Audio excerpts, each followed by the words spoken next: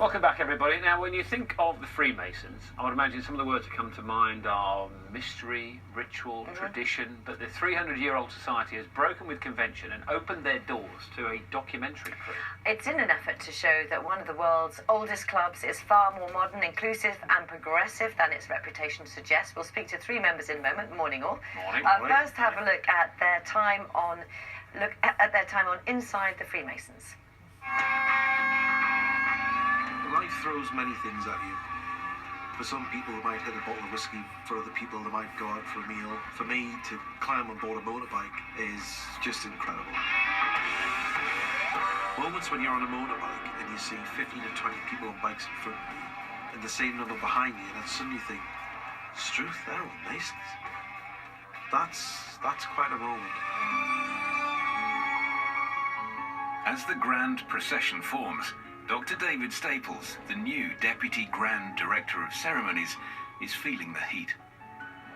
There are people who have fainted as Deputy Grand Director of Ceremonies, and they are legendary now. There are people who've done all sorts of things.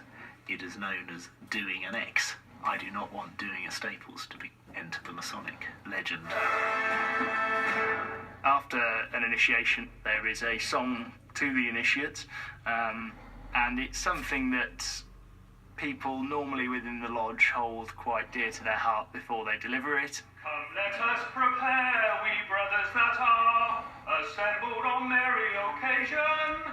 Let's drink, laugh and sing, our wine has a spring, here's a health to an accepted Mason.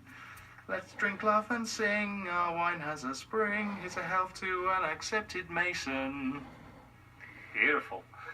So many questions to ask. Well, joining us now are three members of the Freemasons: Peter Younger, David Staples and Josh Spencer. Josh, we just saw you singing there.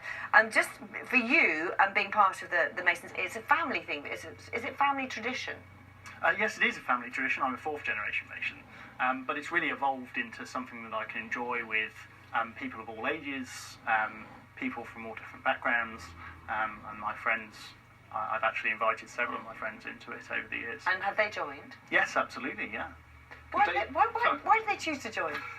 Yes. I think everybody joins for their own reasons, and they can get out of Freemasonry whatever they'd like to. I think that's the beauty of it. I was going to put that question to you, David, because a university friend invited you. That's right. I joined primarily on the you had no family members at all. I pretty much never heard of the Freemasons before I joined. A friend of mine at university used to disappear off 4 or 5 times a year, and he said, would you like to come along? This might be something that you would enjoy. And I didn't look enormously into it, and it got under my skin. And I've been a Freemason now for 21 years. I've had an enormous amount of fun. I've met huge numbers of different people from all different walks of life, all different backgrounds, and yeah, I'm now completely hooked. David, same question to you. Why did you join? Peter. Peter, sorry. I Thank think you. very similar to David in that the curiosity was there from an early age, but instead of watching colleagues at university going off, it was my father. So I remember sitting at an early age while my father was putting on his dinner jacket and getting this little case out of the bottom of the wardrobe and going off to a meeting.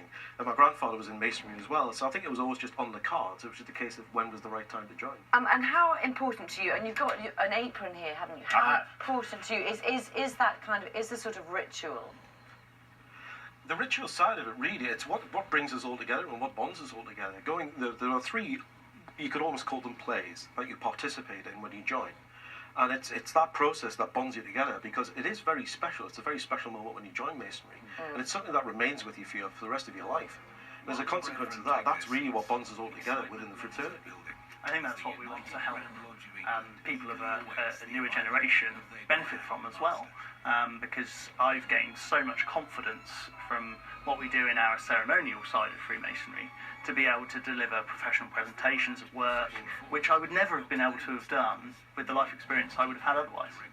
What about some of the I suppose the accusations that are thrown at the Freemasonry movement? There's stuff about the secrecy and the whole sort of jobs for the boys culture. I'm sure you hear that a lot, don't you? How would you answer that? From the secrecy point of view, you can find out any of our ceremonies, any of our secrets on Google in under 15 seconds. So it's not secret in any real sense of the word. And as far as the other sort of things which are thrown about, I've been a Freemason for 21 years and I have never encountered any of that at all. and it's absolutely forbidden. You're not allowed to network for business purposes within Freemasonry. But what you do get out of it personally are the sorts of things that Josh has been talking about. You build yourself into a bigger person, a better person, a person more fit for the societies and the communities that you come from. And what about you, Peter? What about that sort of accusation that Dan's saying about jobs for the boys? Have you... That doesn't happen. No, I mean, I've been a Freemason for 23 years, and in that time I've been made redundant twice, but nobody's ever offered me a job inside a lodge. But again, as David said, what I have gained is just, a fantastic level of friendship. It's personal support, it's not professional support. What about some of the strange practices? I mean, in the documentary they talk about sort of baring your breast as a man to prove that you're not a woman. Did you all have to do that? And is that something that do you laugh about that? Is that part of the ceremony? We only did it once, and that's when we joined. We've not done it since. I mean, when we get together, we don't roll the trousers. But it's still a bit strange, isn't it? It's strange because it's never been explained. Right. But if you look at things in everyday life that are, when you think about it, are strange, giving Easter eggs, Halloween, on Guy Fawkes we burn an effigy once a year. I mean, those are strange, but they're parts of everyday life. Masonry hasn't been, and that's what this documentary is all about. You wanted to say something, Josh, as well? You were coming in there, were you? Yes, so also the ceremonial side of Freemasonry is purely to do with what traditional stonemasons, who were traditionally illiterate, what they would have done to distinguish one another and also distinguish their skills. So that in Freemasonry is purely taken symbolically to allow us to develop into better people. And what about women? So the first myth to dispel is that there are lady masons and co-masons lodges and lady-only lodges. And I think that fraternal organisations do still have a place in modern society.